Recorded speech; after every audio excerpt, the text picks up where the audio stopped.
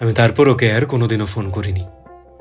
বারবার শুনতে থাকা মিথ্যে, ভীষণ অবহেলার চিহ্ন আর দূরে থাকার গাঢ় কষ্টের মাঝে হঠাৎ একদিন পুরো ভেঙে গেলাম আমি।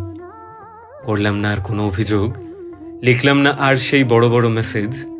ঘুমোতে না পারা রাত, একদম একলা হয়ে যাওয়া আমি শুকনো পাতার মতো পড়ে রইলাম নিজের ঘরের কোণে।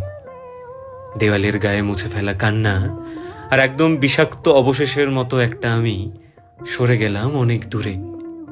আমি আগে ফিরে গেছি, বারবার ভেঙেছি, তবু ফিরে গেছি ঠাঁই পেতে ওর কাছে। কিন্তু এবার যেন কেউ ভেতর থেকে বলল, অনেক হলো, এবার তুমি থামো। যার যাওয়ার সে তো যাবেই তোমায় ছেড়ে। আবার যদি আটকে নিতে চাও, তুমি নিজের চোখে নিজেই যাবে হেরে। আর তাই ওকে আমি আর কোনোদিনও ফোন করিনি।